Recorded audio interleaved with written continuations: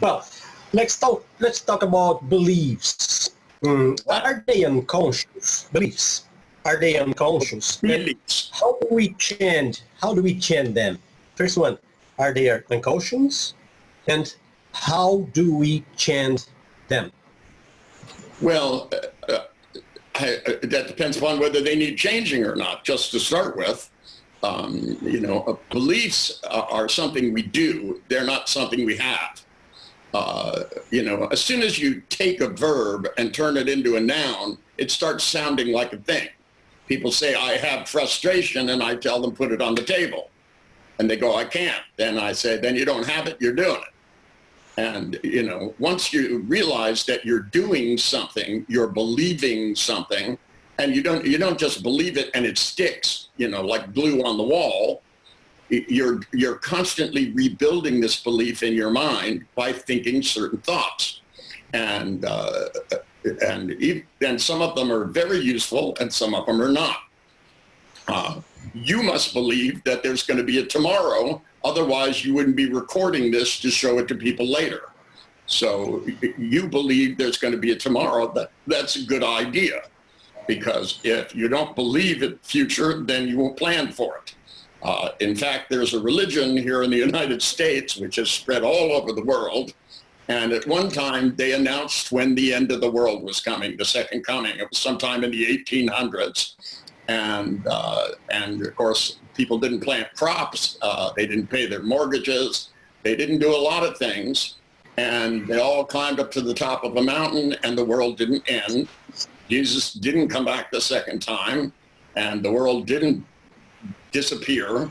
And in that religion, she then had an insight, and they moved the date. In fact, they moved it twice.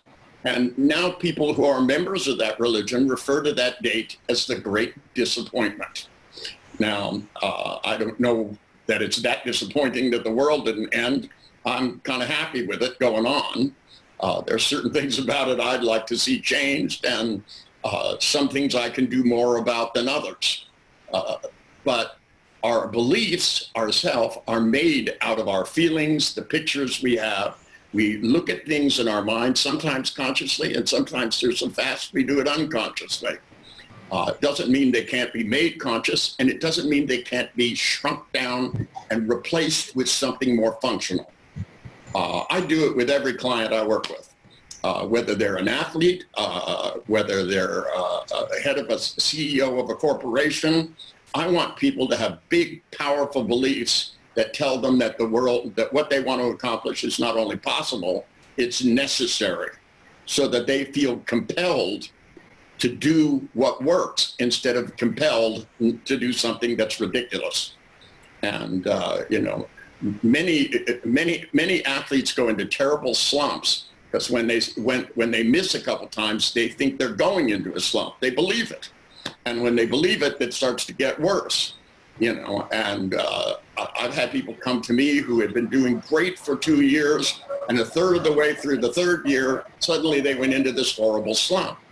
And it's a mental adjustment. They stopped thinking the way they were thinking and started thinking about making mistakes. Great athletes don't practice missing the ball and missing the shots and missing the kicks. Great athletes see themselves doing it perfectly over and over and over again to get in the right state of consciousness to perform well. And if your beliefs tell you things are going to go great, and if something doesn't fit your picture and you give up the picture and start thinking they're going to go horribly, many people's businesses have closed. I know somebody who got behind it, the government wouldn't let them open their business for 3 months. They got behind in their rent, and the landlord kicked them out. And they could have just given up. But instead, they moved it into the attic of their house, remodeled the attic of their house, and now they have no rent, and they're running the same business. The government may tell them they can't do it, but they don't know what they're doing in their attic. And people still want it, and most people are not afraid of the virus. I live in a place where it's not that rampant. If you go up the road, 40 miles, there's a dense city, and it's more rampant there. People's ability to make good judgments to wear masks and to not touch things. When I go out, I'm less worried about the mask than I am about my hands, because, we all touch our face unconsciously a lot.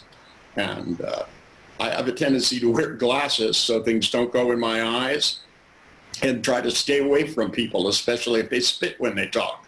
6 feet may not be enough. And if you're careful, you'll adapt and do well.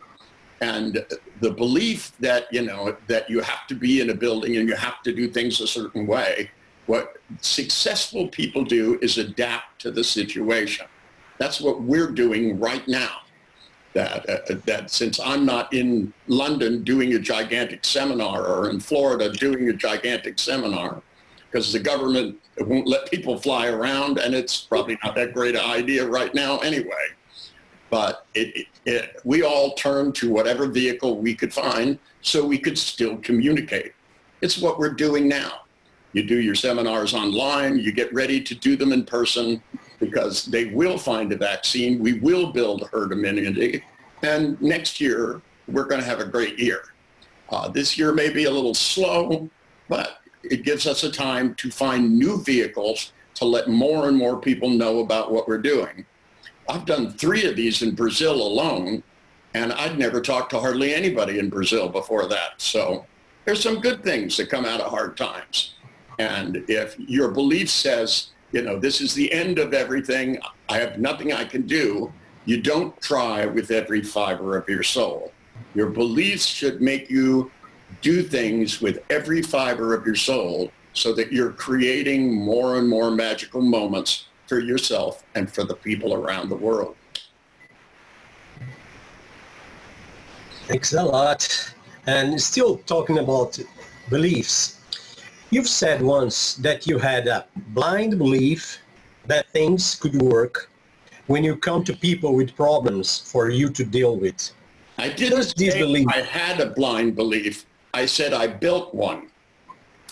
That's different. What I did was, everybody that came in the door, everybody who brought them there, their psychiatrist, their doctor, their counselor, their psychologist, sometimes they'd have 2 of them that had seen the same person, and they'd both bring them in.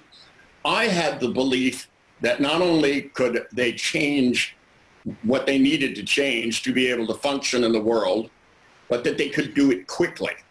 Now, I don't know that that was always true, especially 50 years I didn't know it. But I thought if I built that belief, I would try everything in my power, use every ounce of my imagination and every little bit of creativity to find that little crack in the hole so I could get through to the other side and get it so that they would change. This is part of the reason why I studied every psychotherapy. I studied everything about hypnosis and read every book I think that had ever been written on the subject. I read journal articles from every neurology journal, every medical journal, the Journal of Audiology, the journal of everything that was done about eyes, everything that was done about ears, everything about your skin, and the science library, absolutely everything that was there, searching for any information. I even went and studied American Indian healers. I went and studied healers all over the planet. I went to obscure places where people were doing things to try to find any information that I could use as the foundation to take somebody. And I had the meta model, which I could use to ask questions to find out what the real questions were. Because they would always come in with names. He's a depressive. He's got schizophrenia. And when I go, because you don't have it, you do it. And they would go, there's some kind of chemical imbalance. And I would go, which chemical? They brought me somebody who had been immobilized. There was a guy who was a CEO of a company.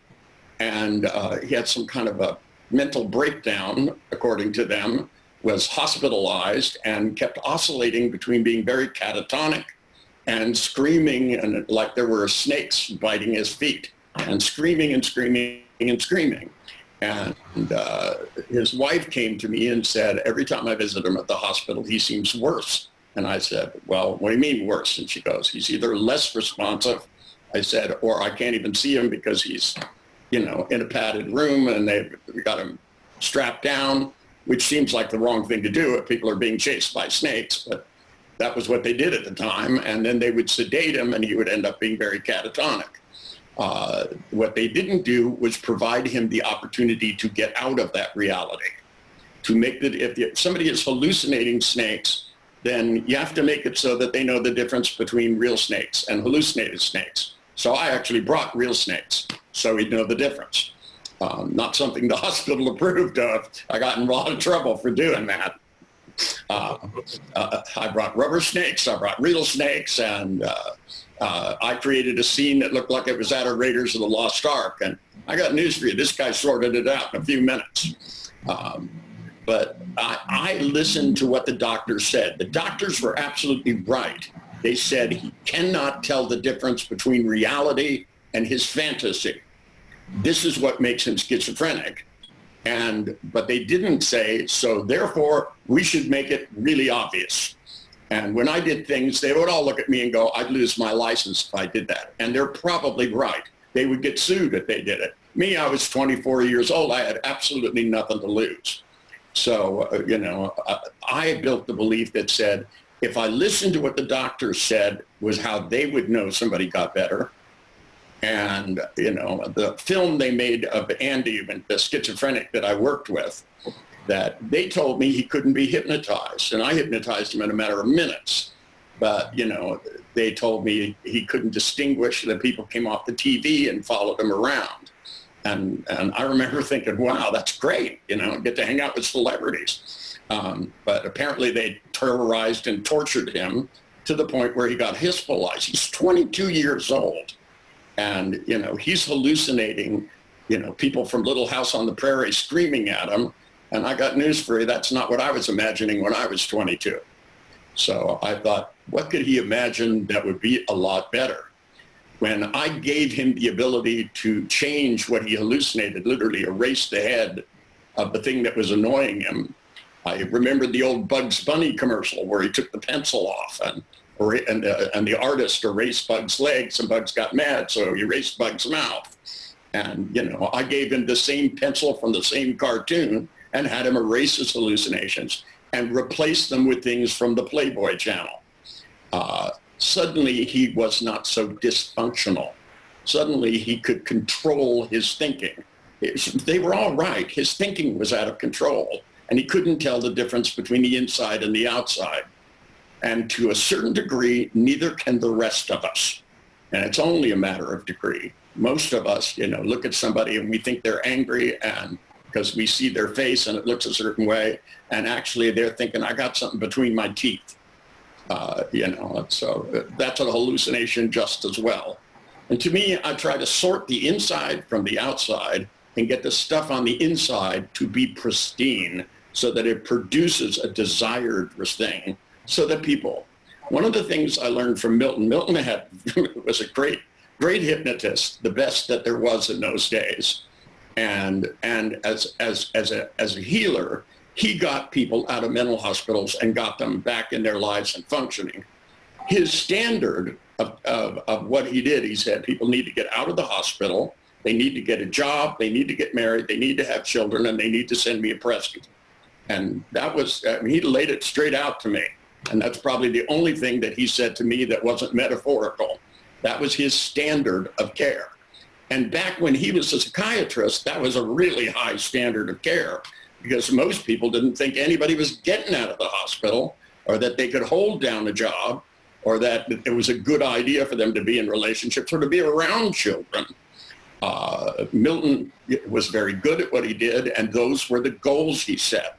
And when he set those goals back in the 30s and the 40s and the 50s, that made him a miracle worker compared to most people. And one of the reasons why I learned hypnosis from him, but his standard of care did not fit the 1960s and 70s, just didn't. We needed more for people than that. And there were some people that I had to set that standard for and get them out of the hospital and get them to function. I didn't need the presents, and most of them were already married. So I didn't have to worry about that. They just need to go back to their families and be a good father and a good provider. And that was a big step. most of them came back to me later and came to seminars and realized that the little bit they had learned to control their thoughts, they wanted to know more about it, so that as much as they were compelled to do what they did, that they could get to the point where they felt freer and happier. In the end, your life is only the good moments and your memories of them. When, all love stories, by the way, all relationships are going to end with somebody leaving or somebody dying. And it's just the way it happens. Most couples don't go at the same time. Some of them go close together, but all love stories really end in tragedy. And I know this personally. When my wife Paula passed away after the decades we had been together, definitely it was tough on me. But I had to remember all the magical times we had together, not the fact that I didn't have it anymore. I couldn't think about the painfulness of her death. I had to think about all the joy I had with her and look for where else I could have it in life. And this is how people get beyond grief. This is how people get smarter. There are all kinds of things in this life that are going to be difficult to deal with.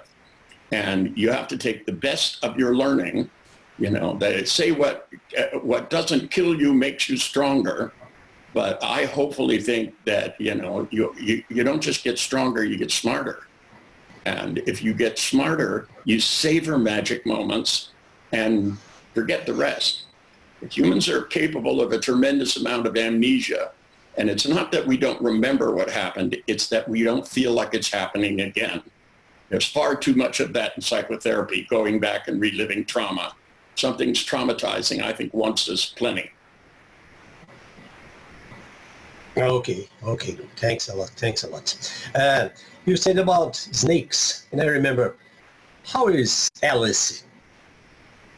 I'm sorry, I didn't understand the question. Your snake, Alice, how is? I'm sorry, you're breaking up a little bit. Oops. Hello? Are you listening? Yeah, just say the words slower and clearer. Okay. How is Alice, your snake? Your snake. Oh, Alice, I haven't seen Alice in years. It's not my snake. Alice belonged to the guy that brought the snakes in to see the schizophrenic. I'm sorry. Snake. I went to a reptile store, and the guy had a big, giant boa constrictor named Alice. And he brought the boa constrictor, 2 little tiny cobras, and a gigantic barrel full of rubber snakes that looked so real that my son scared me with a couple of them for the next 10 years. But yeah, we did bring those to the hospital. But Alice was a people snake. She loved people, and not to eat them, but to be around them. She'd been raised since a little tiny thing and was used to being around people. But she was very helpful working with that guy. When he saw that big snake hanging above him, we had rolled him into the shower, and he was pretty much Velcroed to a wheelchair, and the rubber snakes were bobbing up and down in the water, and and there were a couple of cobras on the ledge above the shower, and a big giant boa constrictor from the shower head working its way down towards him. And he screamed from the bowels of his soul, "Snakes!" And that's how the whole thing had started, actually, in his office. He jumped on his desk and was screaming snakes, and the paramedics took him away, and it just kept getting worse and worse and worse. You have to remember, I was probably 25 then, and that guy was 50. I'm 70 now, so I'm not even sure he's still alive. If he is, he's an older person. And,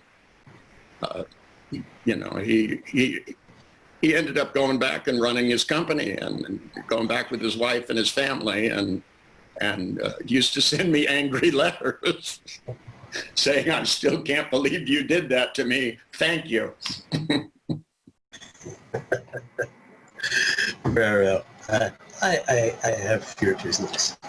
Not phobia, but I don't like snakes. Well, I'm not terribly fond of them myself either. I'm a city kid. Thank you. Soccer. Soccer is very popular here in Brazil.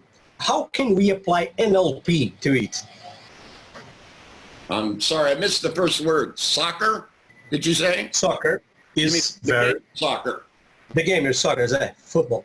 Well, is very... I've actually had a couple soccer players as clients, and soccer is a game where you really need to learn time distortion. It's a hypnotic technique, but we use NLP to teach it, and it's one of those games where you have to be able to watch a team that you're going to play. They all watch movies of the other teams, but you have to be able to anticipate and see the patterns of movement of each player, run them over and over again. I hypnotize people, have them sleep, and that night run hundreds of thousands of variations so that when they wake up, nothing the other player could do would surprise them. And there's a whole lot of techniques like this that we use to increase and enrich the performance of players. And in terms of goal making, I took somebody who was really good at making goals on a team and found out what happened in the moments before he kicked those goals, and tried to put the same mental program inside of another player. And the percentage of successful goals in that player went up tremendously in the next year. And I actually got paid more because he did better. That's part of how I set up my fee structure with these things. I like to get paid by the success. I don't like to work by the hour. Good. And can we apply NLP in politics as well? Well, there's two parts to that. One is, do we want to? I hate to tell you this, but I see it all over the world in politics. Many of the people that advise, train, write speeches, and all of these things have obviously studied my work or something akin to it. That politics is all about persuasion. That's what they're doing pretty much on a daily basis. They're persuading people to vote for them. They're persuading other people to agree with them about things. They're constantly trying to influence the public. And that's one of the reasons why you see so much pandering in politics. At least in this country, it's rampant right now. That politicians are so afraid to offend anyone, and they don't seem to have the power to influence them to be smarter. And to me, I don't work with or support most politicians because I don't like what most of them do. Their job is to spend other people's money, and they seem to be able to justify spending it on just about anything. There are some things I think are worth spending money on and some I don't. And since they take so much of mine, I would prefer that they have a better sense of making decisions. Unfortunately, the process is very complicated in our society. We have two houses of Congress and a president, and then we have judges, and they are all supposed to counterbalance each other, and they do to a certain degree. But I believe politics, at least in my country, has become more weaponized, that people are using politics to try and gain more power. One of the things I do is I look at a politician and I measure how much richer they became after they became a politician. Oddly enough, our president right now, his wealth has decreased while he's been president, and probably will increase after he was president. Most politicians go into office not that rich, and especially our congressmen and our senators, a lot of them get way rich while they're in office, and that's not a good sign. To me, they're supposed to be public servants. Our country was originally set up with the idea that people would leave their plantations and their farms, go for 4 to 8 years and do public service and go home. And now it's become a profession. You can even study political science in college. And the more it becomes a profession, the more it attracts people who seek power over other people. They have the terminology. So I have a tendency not to help politicians. I've had politicians come to me and ask me to help them design commercials, campaigns, and I try to stay out of it, to tell you the truth. I'm in trouble because I happen to like Trump. I think he's funny. And I think he has a great sense of humor, and people are just mad as hell at me. But I look at who's uplifted people. He, helped our economy to raise the quality of living for everybody across the board, blacks, Hispanics, all kinds of people. Tried to seal our borders up so that we could make sense out of immigration. He hasn't had a lot of cooperation, but and I don't think he's going to get a lot. But I'd like to see things get better. The coronavirus has thrown us a huge curve, all of us. The grand pause, as I like to call it, has been very hard on, so we'll see what happens. But as a general said to me once, when I asked him what he thought of a new president, he said, well, I think of presidents as guests.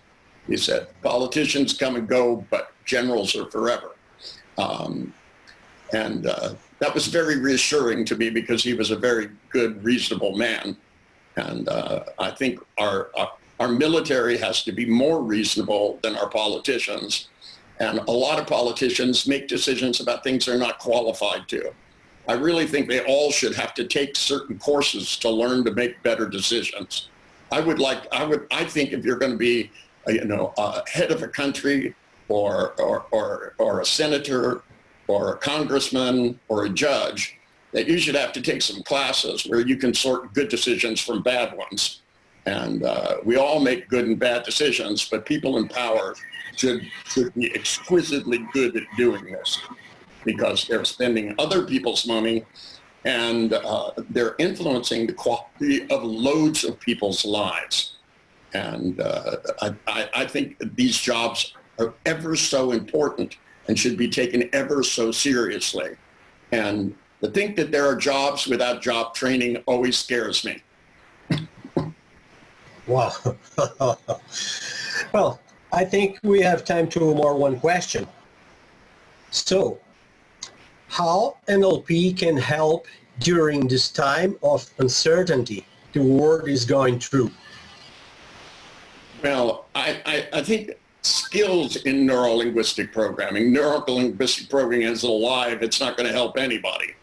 But the skills themselves can get people to rein in their fears and to make better decisions. Because, you want your immune system to be fully operational and you don't want to do stupid things. They opened up the bars here and everybody went in and started sitting next to each other without masks on, touching each other and talking in each other's faces. And the number of cases went up. So the governor of my state closed the bars. He didn't close everything. He closed the bars. The governor of California closed everything. Instead of looking at, the people who are getting coronas, we should ask them where they've been and figure out what to close.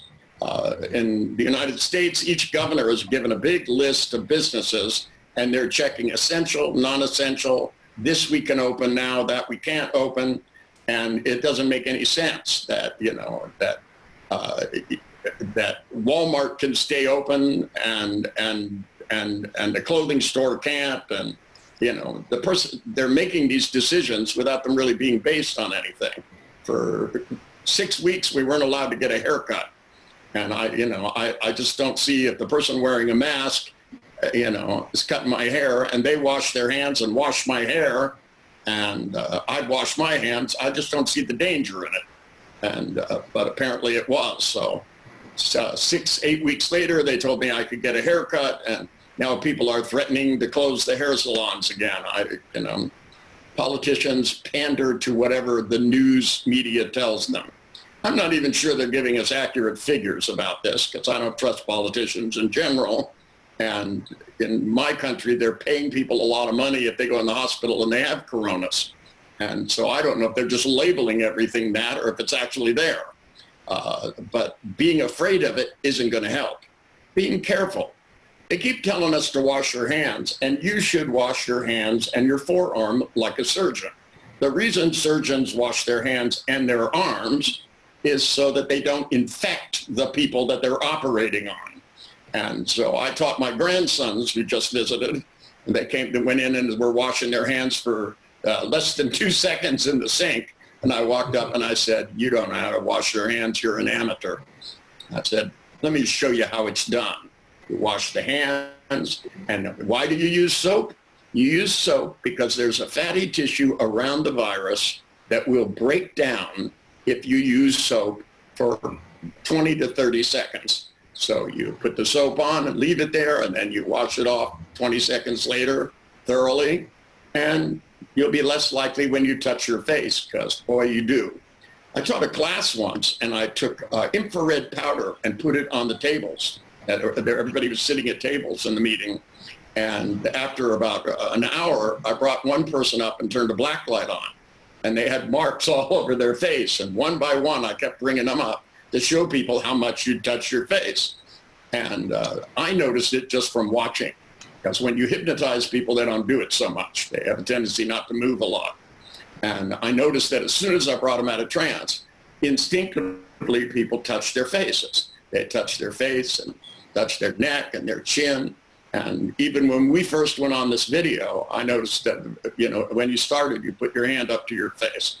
And when people are being filmed, they do it less. But when we were just talking before this started, I watch people and notice this. So, if you're going to go outside, plan on the fact you're going to touch your face. Me, I just wear some gloves and I do little Clorox wipes and wash the gloves off every time I get in and out of the car. So, and then I take the gloves off while I drive, and then I might put them back on if I go somewhere else. I try to be careful. I mean, I fall in, I'm 70 years old. Apparently, if I'm 80, I would be more likely to die from it. But I don't think that's a good belief to have. I believe if you're careful, you'll do well. And if I do get it, that my immune system is strong enough to fight it. I've certainly had other forms of flu and did pretty good. There's no reason why I shouldn't believe I'm going to do well with this. That it's like anything else. If you're going to get sick, pre-pick your doctors. I screen my doctors very carefully. I don't just go to any old doctor. I find the best doctors, and I try to find the people who have successfully done things, and let them know ahead of time if I get sick, I'm going to come to them. There's no reason why you can't do that. You want to have people that are good at their job, whether you're going to a dentist, a doctor, a neurolinguistic programmer, or anybody else. I want people who are state-of-the-art and planning not to get sick, but if you do, what you're going to do about it, planning, more importantly, to be healthy, and how you're going to be planning to be successful at the end of it. People who survived the concentration camps, some of them were ruined for the rest of their life, World War II. I met both of them. I had them both as clients. Some of them came out the other side and were happy, successful, cheerful people. And the difference between them was that they planned when things were tough, that they were going to be better as soon as they had the first chance at freedom. They were going to embrace it, and they planned every detail about what they were going to do. One guy was going back to his farm, and he imagined planting the rows of food and how he would lay it out and the new tractor he would get and how he would make it work perfect. Another guy planned a haberdashery in New York City, immigrated to the United States, and opened up the very store he had imagined. And he had children and grandchildren and great-grandchildren when I met him, and a happy, delightful guy. And somebody else I met spent every day having nightmares about it. And her husband brought her to me, and all she did was crying over something that had happened, when I met her 30, 40 years earlier. And, if you keep reliving bad things, you keep feeling like they're actually happening. And sometimes you just got to shrink those memories down to the size of a nickel, blink them black and white, and let them disappear. Because your neurocortical pathways are forever, but the charge in them can be increased and decreased. Just thinking a thought or running a memory backwards decreases the charge in a neurocortical pathway. building another one on top of it with a purpose. Humans are the happiest when they feel like they're driven into the future with a purpose. Could you leave a final message? Yeah, my message is really pretty simple. Those of you who are interested in NLP, especially those of you down there in Brazil, I have licensed certified trainers. And for those people, I can vouch. Now, there are other people down there training. I can't vouch for them. I can't criticize them because I have no idea what they're doing.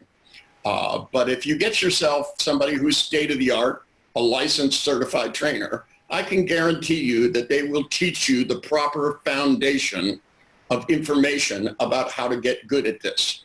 You get good at NLP, it will change the way you think, and it will change the way you feel and change what you're actually capable of doing. If you're a businessman, you'll make more money easier, faster, quicker. My rule is quadruple your income in half the time.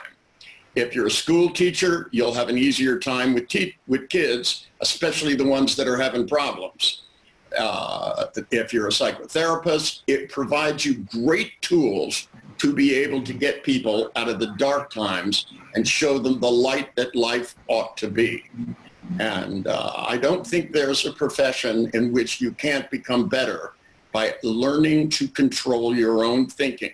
And I don't just mean the pictures and the words in your head. I'm talking your feelings. Your feelings are a byproduct of your antennic nervous system. The hollow and solid organs connections, the intestine connections, all build what we call feelings that rotate forward and tumble back and go clockwise and counterclockwise. Your ability to speed those up, slow them down, and reverse them is part of thinking. Many people think with their feelings. And if you change the way and how you're feeling on purpose, if you change the images you're making, what you're believing on purpose, the tone of voice you use with yourself, the words, the location of those voices, you can construct an internal world that will create for you the ability to become a force, to become reckoned with, so you can grab more of those magic moments for the rest of your life.